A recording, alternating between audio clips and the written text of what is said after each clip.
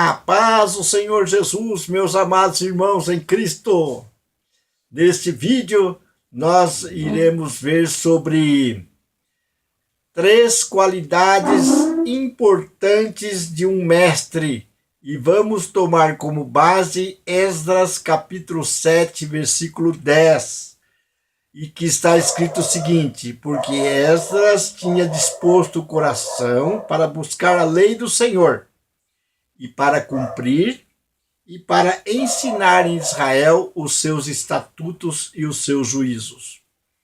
Para o povo judeu, Esdras foi um dos mais importantes, ou mais importante intérprete da lei do Antigo Testamento. E então ele era um mestre, ele tinha um dom de mestre. E ele exerceu o seu ministério depois da volta de Judá a Jerusalém, a terra prometida, depois de 70 anos de cativeiro. E ele então tomou o livro da lei para ensinar o povo de Judá que estava regressando à terra prometida. E então aqui resume a vida do mestre Esdras. Primeira coisa que ele faz, o que é? Ele buscou a lei do Senhor. Então, quando fala buscou a lei do Senhor, significa um esforço além do normal.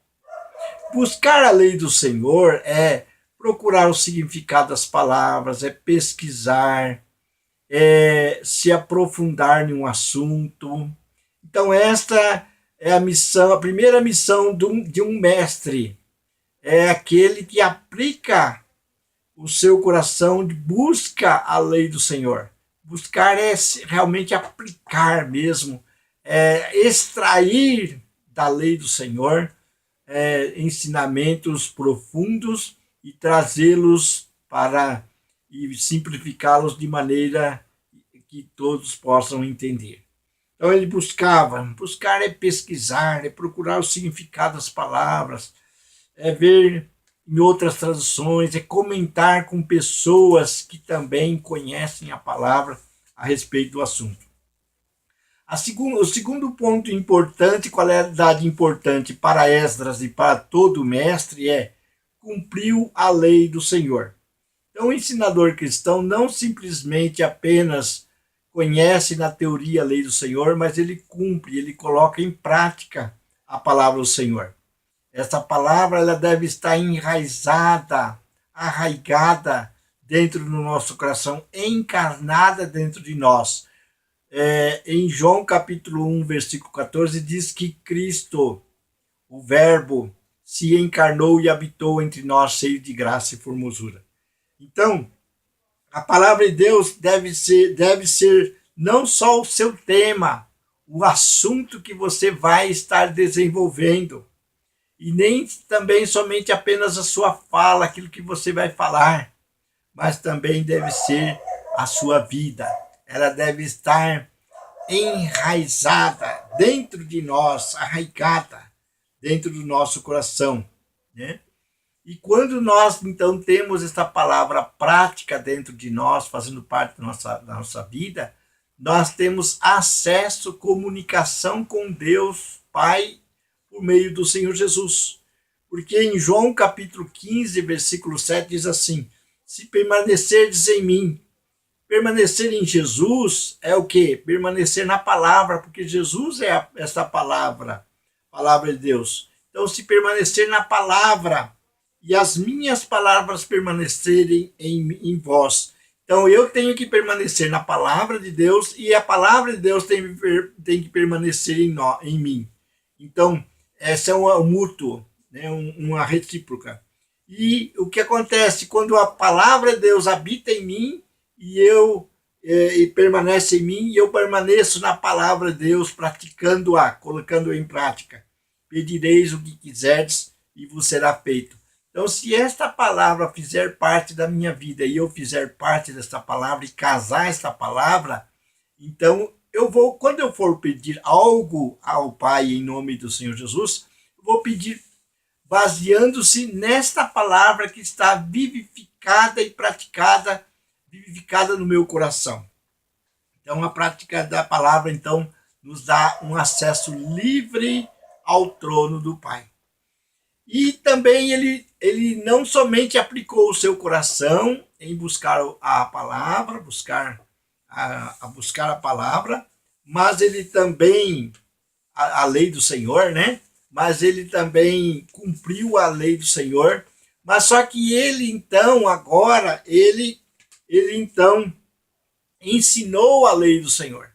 Ele reproduziu aquela palavra que estava dentro de si, que é uma semente, reproduziu na vida das pessoas, ensinando-as. Então, ele reproduziu essa palavra nas outras pessoas. Então, deve-se ensinar a palavra de Deus, com o esforço da pesquisa e na organização. Mas também deve-se ensinar apenas a palavra de Deus. E aqui, aproveitando um gancho, quero dizer que a pessoa mais importante de Gênesis e Apocalipse é o Senhor Jesus.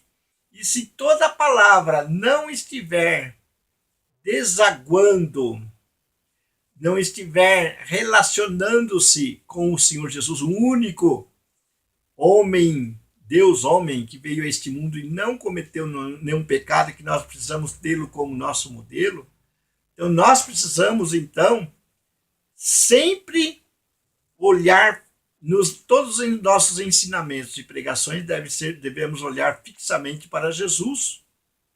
Jesus, que é a palavra, o Senhor Jesus, que é a palavra. Ele é o nosso modelo, ele é o nosso exemplo, a quem nós devemos imitá-lo. Então, o ministério de ensino foi um dos ministérios que Jesus exerceu, né, aqui na Terra. O que ele mais dedicou a sua vida foi no ministério de ensino. Fala-se pouco, menos do que ele fez nos 4 evangelhos. Mas você pode perceber que o ministério de ensino era um dos ministérios que mais se destacava na sua vida aqui, durante o seu trabalho, o seu ministério. Paulo, então, também exortava Timóteo a ocupar-se desse ministério de ensino, da doutrina e aplicação prática da palavra de Deus. Então, quando nós formos ensinar, devemos sempre pensar nisso. Ensinar as doutrinas da palavra de Deus, os ensinamentos da palavra de Deus, mas levar, primeiro aquele que for ensinar deve praticá-la e também conduzir aqueles que vão ouvir a praticá-la também a palavra de Deus. Porque nenhum conhecimento deste mundo, nenhum tipo de conhecimento, se não for aplicado, colocado em prática no dia a dia, colocado em prática não tem valor nenhum. O Ministério de Ensino, então, deve funcionar entrosados com outros ministérios. O ministério de pastor, de evangelista, de profeta, de apóstolo. Então, ele deve estar entrosado, ele deve estar unido em uma mútua cooperação. Então, cada um coopera com o seu ministério e assim todos vão crescer espiritualmente. Então, o ministério de ensino complementa com outros ministérios, ministérios específicos. Então, é muito importante nós nos preocuparmos com o ministério de ensino. O ministério de ensino é importantíssimo. Ele simplifica a palavra de Deus de uma forma tão simples. Ele traz, é profundo, mas ele vai lá nas profundezas da palavra de Deus, pesquisa, procura os significados e traz de uma forma simples, clara, organizada, a ponto de qualquer pessoa entender, até mesmo uma criança. Então, que nós possamos, então, valorizar o ministério de ensino. E o diabo ataca muito esse ministério, sabe por quê? Porque nós sabemos, o diabo sabe que se nós conhecermos a palavra de Deus, que é a espada do Espírito, nós vamos vencê-lo, porque foi com a palavra de Deus que o Senhor Jesus o venceu depois de 40 dias e 40 noites naquela tentação. Jesus disse, está escrito, está escrito. E então nós precisamos estudar a palavra, conhecer a palavra, e os mestres devem de estar em evidência junto com outros ministérios para exercer o seu ministério para que a igreja cresça em tudo, cresça na graça e também no conhecimento de Cristo Jesus. Então, esse é o ministério pastoral. As 3 qualidades importantes de um mestre, que é buscar a lei do Senhor, se esforçar, ir pesquisar, ir nas profundezas da palavra. E também cumprir a lei do Senhor.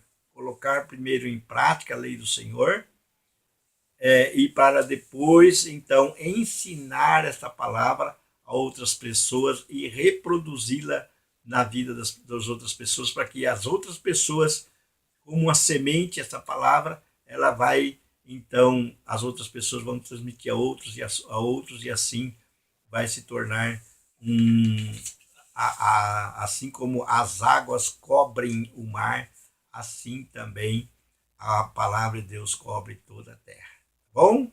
Que Deus abençoe poderosamente você e a sua família e tudo quanto você administra para a glória do Senhor Jesus.